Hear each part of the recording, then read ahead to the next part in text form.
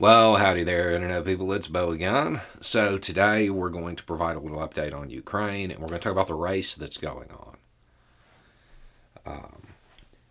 The lines have been relatively static, they haven't been moving a whole lot in any direction.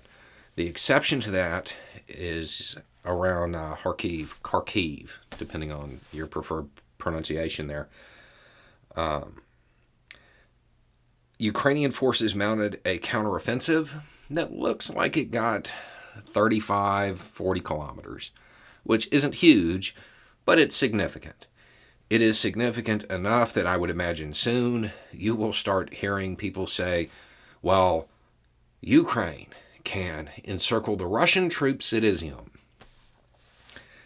Yeah, sure. With the current situation there, encirclement maneuvers are difficult. That doesn't change just because now it's Ukraine that might be attempting it.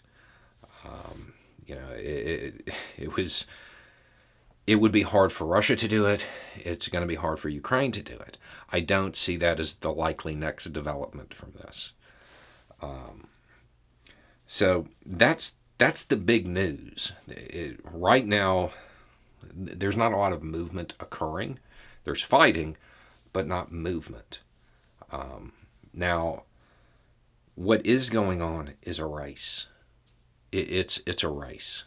It's a race between Russia attempting to mobilize and send in some reserves in large enough numbers to overcome their lack of training, fix their logistical issues, get stuff up and running, and between what amounts to a Red Ball Express for Ukraine, getting supplies from Western countries that are assisting to where they need to be. The Red Ball Express existed during World War II. And it was just a network of trucks. It was a logistical network that was thrown together very, very quickly. And it doesn't get a lot of press because, not to put too fine a point on it, it doesn't get a lot of press because the troops that ran it were black. They were the ones responsible for it. It's also not as dramatic.